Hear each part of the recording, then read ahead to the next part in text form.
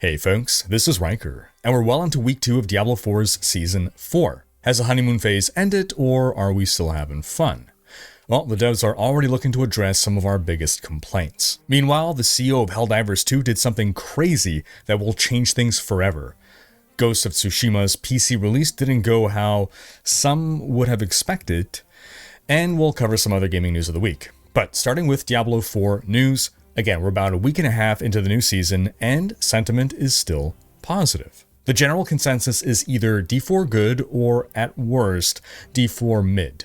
The D4 bad memes have gone away, for now. You can find my latest guide videos for Season 4 on my website, which takes us to a word from our sponsor, Squarespace. I built my website, Rhykker.com, using Squarespace, and I was able to do everything myself, quickly and easily, and with zero education in the field, all thanks to how easy Squarespace is to work with. Watch how easily I updated the Diablo 4 section on my website to include my latest videos. Squarespace is flexible for any kind of website, with tons of templates that you can easily customize to your needs, no knowledge of coding required. And with their new Fluid engine, it's easier than ever. You just drag and drop elements to move and resize them. You can even set up a custom merch shop with Squarespace now. You just design your products, and they handle production, inventory, shipping. Basically, if you want to build a website, I recommend Squarespace. It's the all-in-one platform for building your brand and growing your business online. Stand out with a beautiful website, engage with your audience, and sell anything. Your products, content you create, or even your time. Squarespace is offering my viewers 10% off your first purchase with them. Just go to squarespace.com/Rhykker or click the link in the description to start your free trial and start building your online presence. That's squarespace.com/RHYKKER and use code Rhykker to get started today. Now back to the season. It seems that now that some of the core issues of Diablo 4 have been ironed out with this massive Season 4 overhaul, people are also better appreciating the aspects of the game that were done right, like the fluidity of combat, because they're not being distracted by the pain points. General game flow is in a great place with Season 4. You do pit runs for masterworking materials, you farm Helltide for loot drops, you do the Whispers in Helltide to get gold, and you do the world boss whenever it comes up in order to get scattered prisms. And if you're looking for a specific unique item, you break this up with some boss runs as well. Or, praying for a Shaco. And now with uniques being able to drop earlier while also at high item level, we're seeing a lot more moments of excitement throughout the leveling journey from 1 to 100. Like, I saw someone get a perfect 925 Talrasha ring when he was only level 75. 4 greater affix rolls and everything.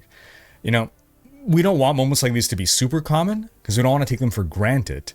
And they currently seem to be at a nice balance point where you hear about them often enough to believe, oh, I could get lucky too. But again, they're not so common that you're not taking it for granted. You're not expecting it to happen. So it remains exciting when it does happen to you. In fact, a general sentiment is that Diablo 4 now feels like an upgraded version of Diablo 3. And this is said by both people who do and don't like Diablo 3. You see, at launch, D4 was a game trying to appease both D2 and D3 fans, and it ended up not really making either camp truly happy.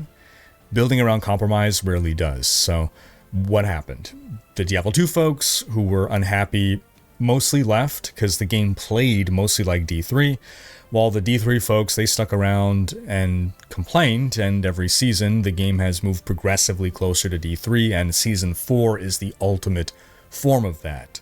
So that means if you liked D3, then you probably love D4 now, and if you hated D3 and loved D2, then you're probably giving up on D4 forever now.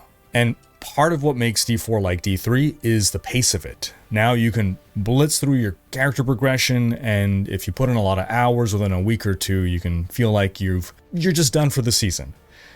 And this is actually great for a lot of people who are specifically seeking that kind of experience. Lots of people, I'm given to understand, after making a rather unpopular video, lots of people just want to come back to the game for a couple of weeks. They want to play it a ton, and then they want to feel like they're done, and they want to leave happy knowing they'll come back in maybe 2 to 3 months for the next season. But in the meantime, they're playing other games, they're doing other things. They don't want a game that's going to consume all their time. Then you also have the grinders, right? A different subset of players. They have the super long tail masterworking system now in D4 to slowly progress, just like inching your way forward in Paragon points back in D3, and that can keep them busy for the rest of the season. Now, I'm hoping in the future we can get some more endgame content that sort of bridges the gap as well between these two types of players. Content that says, hey, you don't have to do this. You can be done with your season in 2 weeks, but if you want to stick around, there's something else that you can engage with that feels fun and rewarding and keeps you hooked without you needing to be an intense blaster devoting your life to the game. Now, I've seen people suggesting instead to let us just continue to level up after 100 somehow, and I've heard a couple different ways that this can be done. Probably the way that I like the most would be that you level up, but all you're getting is a whisper cache every time you level up after 100. So you're not getting any extra power. You get to see your progress bar filling up though, so you get that nice feeling of progression, and you get that nice little ding reward at the end of it, a whisper cache, feel good, feel like your time was invested into something that gave a reward. The original reason that Paragon was added into Diablo 3 was because when you're at the end game and it's just the item grind, they didn't want you to feel like, oh, I played this game for 1 hour and I have nothing to show for it because there's no more XP, there's nothing more to get. So, okay, at least you got a Paragon point, would be the takeaway. The problem with Paragon is that it is infinitely or near infinitely scaling power to the point that the end game of D3 was just consumed by grinding out Paragon because such a disproportionate amount of power came from it. Now, one thing I think is noteworthy about Season 4, the profane mine cages, right? Those things that you consume and they buff Helltide by 10 levels. That's only seasonal. I'm actually surprised by that, and I'm actually hoping it makes it to non-season, because they're just great. In my last video, I suggested actually that we should be able to stack them. Like if you pop 2 of them, monster level is up by 20, 3, 30, and you can just do it as much as you want, right? Because it's a resource. You're limited in how many you can have. So if you want to blow them all at once, and make monsters impossibly difficult, feel free. But someone did find the flaw with that idea. In Helltide, monsters are instanced to your level when you're fighting them. So yours can be buffed to level 300, but you can have a party member with you who doesn't buff them at all, so they're just level 100 or 103 monsters, and he's going to obliterate them, and now you're getting the XP and the rewards for level 300 monsters. That would be totally kicking your ass. So I still think something more can be done with mine cages somehow. We'll have to workshop the idea, but at the very least, they should come to non-season, right? Now, as predicted, one recurring comment that is cropping up, from some people at least, is that the pit is too difficult. Last week the game was too easy, now pushing the pit, it's become too hard. Now, in fairness though, the more specific complaints that we're seeing, or at least the ones that I feel have more validity when it comes to questioning the difficulty of the pit, is specifically the one-shots happening against the bosses. Basically, you're cruising along in the pit, it's easy, easy, easy, then you go into a boss fight, and then you either kill the boss instantly, or you're spending half your pit run in the boss fight, and even if you're maxed out on armor, maxed out on resistances, you have 40,000 plus life, you can still get one shot by some of the boss mechanics, especially when it's Echo of Lilith. And just some of these mechanics are difficult to identify and react to in time. And so it just kind of feels like a random death from the player where they didn't have any counterplay. And this is especially bad for melee characters who have even less choice in their positioning in combat. Now, I don't think the pit being too difficult is a problem in itself. I think the difficulty disparity may be the issue here, where, again, it's easy, easy, easy, easy, one shot, despite being as geared and optimized as you possibly could be. So smoothing out those spikes maybe, and also maybe raising the difficulty floor, I think that would produce a better experience overall. But also, I wonder if it was a mistake to say that there is a pit level 200. Because I think that sets the player expectation of, oh, well, my goal is to beat level 200. And if I can't get anywhere close to that, then the pit is too difficult and it needs to be nerfed. And I wonder if this should have just been presented as an infinitely scaling challenge. This way the expectation is you will eventually fail. It's not about beating the final level. It's just about pushing as far as you can possibly go. And this is originally how Greater Rifts in D3 were presented to us. The devs, I guess they lied. They said that there was an infinite number of them. This is what the blog post said. There's an infinite number of them, each more difficult than the last. And it took us years, but eventually it was discovered that the highest Greater Rift level was 150, and it was achieved. Depending on how you frame that same content can massively influence how people interpret it, how they react to it, how they feel about it. You gotta love psychology. But back to things being too easy. Some people actually enjoy that it's really easy to level to 100 now. Now, for me, the issue is that I don't really feel like I need to fuss with my gear much from 1 to 100. There's a couple, instances, but once you get your basic gear together, you're basically done. Now, at first I thought, okay, well, it's because I'm running a minion necro. I'm running the most OP build of the season, so of course I don't have to fuss with my gear. But then I made a rogue, and I felt the same way. I can just grind to level 100 relatively easily without really needing to focus on upgrading my gear. Outside of the 2 capstones, there's no real difficulty spikes that challenge you to work on your gear as you continue to level up. Basically, the time that you would spend trying to upgrade your gear feels like it's just better spent running more nightmare dungeons and just leveling up some more. And then once you reach level 100, that's when you start working on your gear. And maybe that's how some people like to play the game. I like the gearing aspect. I like it to be a more important part of the journey. I don't want to feel like I'm wasting my time looking at the gear and that it's better spent just continuing to level. But we are where we are. I'm not advocating for changing things. You can't put the genie back in the bottle. We cannot have given players this amount of power and now dial it back or make things more difficult anymore without massive player outrage. I am happy that the community is happy. Even if it's not my ideal, I am never going to ask for something that's going to make people say D4 bad again. Now, another comment I see come up is about uniques, that they're too weak now because tempering is so strong and you cannot temper uniques, so you're giving up on those tempering affixes. And I mean, uniques are not completely obsolete. Some powerful builds still require some uniques to function. I don't even think it's necessarily a bad thing that uniques are less prevalent now in Season 4 in the endgame. And the devs have already said that they acknowledge that uniques will be weaker this season, and they're exploring what they can do with them. I think I do like the idea of uniques not just being straight upgrades, but rather having unique usage cases.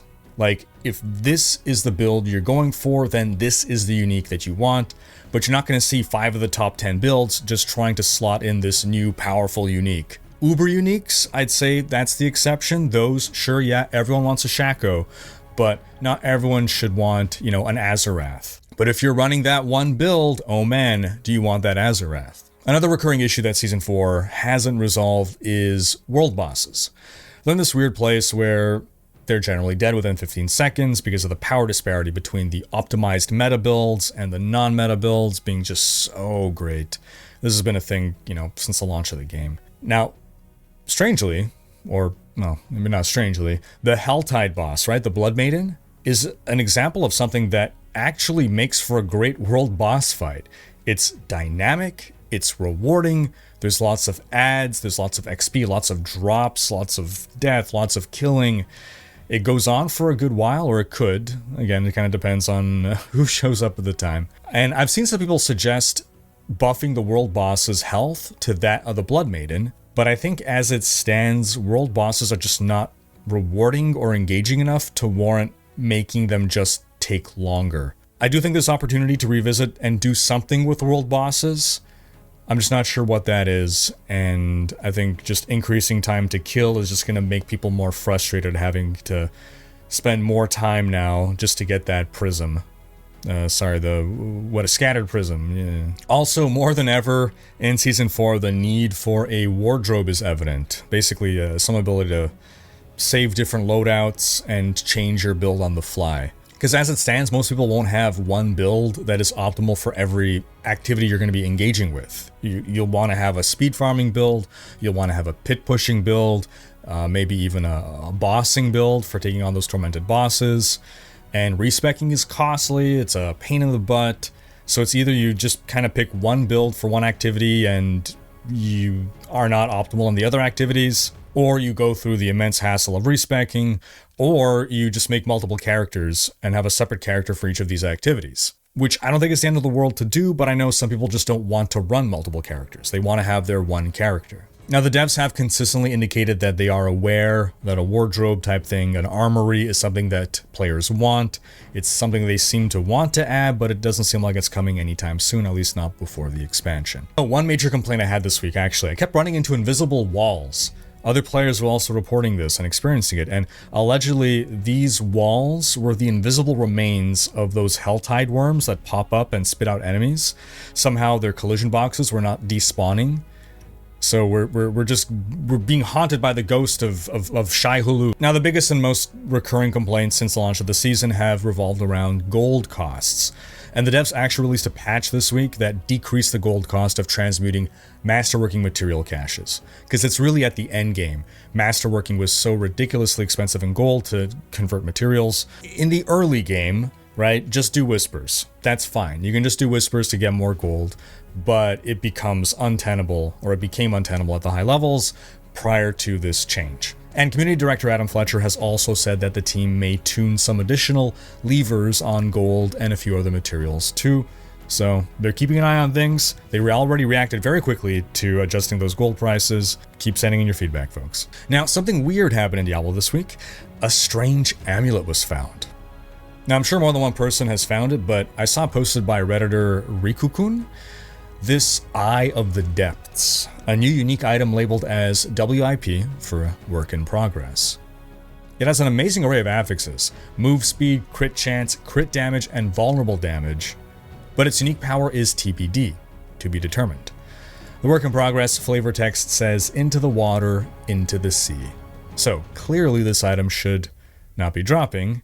It's a work in progress. And WoW had actually data mined its existence back when the patch first dropped, so they knew already that it was in the game and in a WIP state. But what might this amulet do? It's clearly related to water and the ocean somehow. The art seems to look like an eyeball that's being used as bait on a fish hook. So clearly this is foreshadowing the highly anticipated fishing update. Oh, and here's a tip for you folks. If you make Karagar your main town hub, you can get lots of free incense buffs. Karagar is the town from which you access the pit, and lots of people pop an incense right before entering the pit. And incense is shared with everyone nearby once it's popped, even if the person who popped it leaves after. If you were there when it was popped, you keep that buff. So if you hang out near the obelisk, you'll get to benefit from a 5% XP buff plus whatever else the chosen incense does. Now, if only Blizzard would let us decide what our default town hub would be. You know, basically have a system where the players can decide. Leave the town portal button as it is, where, you know, it already decides based on your proximity or whatever where to send you. But if you want, you can override that and just say, just yeet me to Karagar every time, please. And speaking of incense and elixirs, if you want to max out your XP gain, you can actually have an incense running for 5% more XP, an elixir running for 8% more XP. At earlier level, they're 5% XP elixirs, but eventually, pretty quickly, you get 8% XP elixirs. But then there's actually a secret elixir, the anti-venom elixir, that stacks with those other two and gives another 8% bonus. So altogether, these three sources of bonus XP really add up. 21% more XP when you get the three of them. The anti-venom elixir is unlocked by visiting this NPC in the bottom left city. He'll give you a quest, you do it, he'll give you a crafting recipe, you learn it, then when you go to the alchemist, you'll find the elixir here under quest elixirs. Another tip, once you are level 82, you can use profane mine cages in Helltide to guarantee that every drop will be item level 925. Another tip, if you're looking to farm your Iron Wolf's reputation as quickly as possible and don't care about drops or XP, then you can do it on World Tier 2.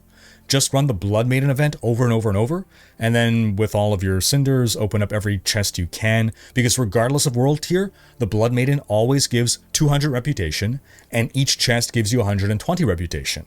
And on world tier 2, you should be able to do all this really fast. The Blood Maiden could be burst down pretty much instantly. Why would you want to do this? Well, let's say you want to get multiple characters through the Iron Wolf reputation system as quickly as possible in order to get those sweet resplendent sparks to craft yourself an Uber like a Shaco, because yes, you can farm this resplendent spark on every character you make. You always get the Iron Wolf reward track every time. Oh, also, if you fully complete the season journey, and I mean 100% fully every single objective, not just the minimum to unlock the next page, if you do everything, you get a secret reward.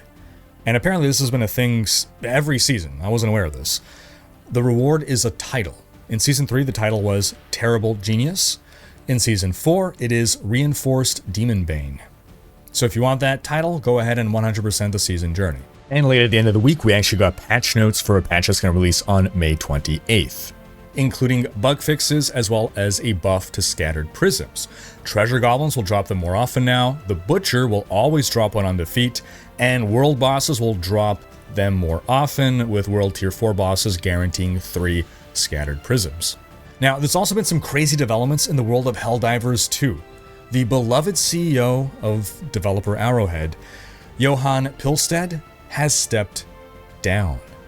But he did so in order to take on the position of Chief Creative Officer, meaning rather than focusing on running the business, he's going to get back into the trenches with the creative types and focus his attention entirely on the game and the community, which is actually fantastic news because Pilestad has demonstrated a clear understanding of what players want, keeping a finger on the pulse of the community. He reached out to an old friend to take on the role of CEO, Shams Georgiani. Pilestad said that he and Georgiani go way back and that he wouldn't trust the business in any other hands than his. I'm happy for Pilestad. Too often you hear the story of the creative type who builds something up, and as it grows, you take on more employees and you get further and further away from what you wanted to do because you're spending more and more of your time just running the business. So now Georgiani will be handling all of that. Georgiani has 12 years of leadership experience at Paradox Interactive, and in an interview with Games Industry, they both spoke about how they'd like to become the new Blizzard Entertainment. Georgiani said, quote, "The goal of the studio is to make really great co-op games. We really want to turn Arrowhead into a flagship studio where people who want to make these kinds of games say to themselves, I want to work at Arrowhead.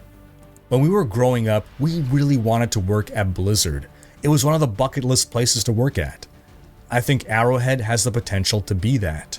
But that doesn't mean we have to be a 500-person company. In fact, a 500-person company is quite painful in a lot of ways. We will see growth, but growth as a means to an ends, not as an end itself. We don't have plans to go public, meaning they don't want to become a publicly traded company that is beholden to shareholders. None of those shenanigans. Measured growth that allows us to make amazing games and be a good place to work." Pilestad added, quote, "We don't run the business for monetary gain. The humbleness and the desire to just make great games is the only reason we exist." He also said, quote, "We pride ourselves on being an independent studio. We have to see what the future holds, but there's nothing in the plans where we want to be acquired by somebody. I want to see how high we can fly. And bringing Shams on board, we have a good potential to realize that future of turning into the next From Software or Blizzard. I hope for all the best for Arrowhead. Pilestad seems like exactly the kind of person you want in charge of a studio." Now that he's CCO, Pilestad confirmed via reply on X that weapon rebalancing will now be getting the attention it deserves. He also stated in a separate reply about receiving and reviewing player feedback that the first thing that they have to do is, quote, "get more devs time playing the game. It's hard to make the right decisions if the eyes aren't on the road. Secondly, I want to ensure we actively look at the sentiment and create a holistic view of why feedback is given. And my working theory is that TTK is too high." TTK refers to time to kill, and a charitable interpretation here would be that he meant time to kill enemies. Basically, he's suggesting that he thinks it takes too long to kill enemies, and if that time were shorter, there may be fewer complaints. Sounds like the weapon rebalancing patch is likely to be a weapon buffing patch. Now, normally we get a patch every week, but as patch day came and went this week, players were left wondering, what's the deal? Where's the patch? Well, as per community manager Twinbeard, the deal is that they wanted to take more time for this one. They feel patch cadence has been too high to be able to maintain quality standards, something that a lot of players would agree with.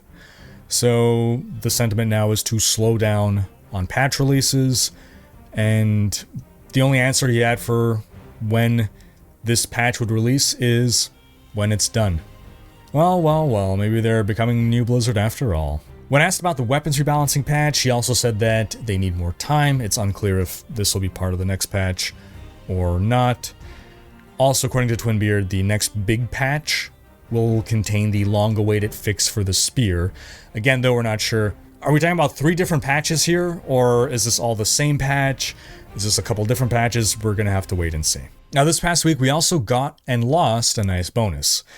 Succeeding on a previous major order gave us a galaxy-wide bonus to planet liberation rates, but if we lost Vernon Wells, then we would lose that bonus. And that's exactly what happened. We lost the bonus because the game does not make this information clear to players and offers us no way to communicate or strategically coordinate. All coordination has happened out of game, either on Reddit or the Discord, and it only captures a small segment of the community. Hopefully the devs can work on some kind of in-game system that allows us to better coordinate or just have better comms. We do have something really exciting coming to Helldivers, though. A new major order is teasing a new mech suit for us to wear, this one called the Emancipator. Seems like if we succeed on this major order, we'll get another mech suit to get excited about for a week and then never use again because a 10-minute cooldown is ridiculous. Seriously though, there may actually be a tactic of bringing both mech suits so that you can juggle them. Now, there was some unfinished Helldivers business with Sony. The operation against Sony did get Sony to walk back the PSN requirement for PC, but then they made Helldivers 2 unavailable for purchase in regions in which PSN is unavailable. Seems though if you had already purchased it in those regions, you can still play. Now the thing is, they did the same thing now for the Ghosts of Tsushima PC port, which was releasing this week. Basically, they made it that you need a PSN account in order to play online multiplayer. The game is mostly single player, so that's fine, but they made the game unavailable for sale in regions that don't have PSN. Now, people were still mad over the Helldivers thing, and they were ready to boycott and review blast Ghosts of Tsushima on Steam to get Sony to allow players from all regions to be able to buy this game and Helldivers on Steam. Well, Ghosts of Tsushima's Steam release came, and the game is a massive success. It has very positive reviews on Steam and has become the biggest single-player PlayStation debut on Steam, beating even God of War. So, yeah, so much for the war on Sony.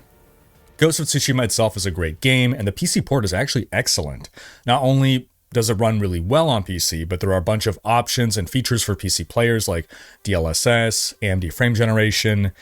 It looks like PC players are clearly happy here, and developer Sucker Punch credits Nixie's Software for being excellent partners here. Nixie's has a history of doing great PC ports. Then in some No Rest for the Wicked news, we got the biggest patch since launch into early access so far. Now they're celebrating 1 month of early access.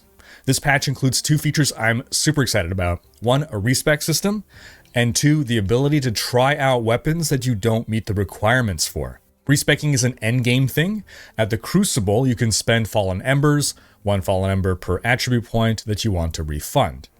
As for the weapon tryout, well, if you don't meet the attribute requirements, then your damage will be scaled downward.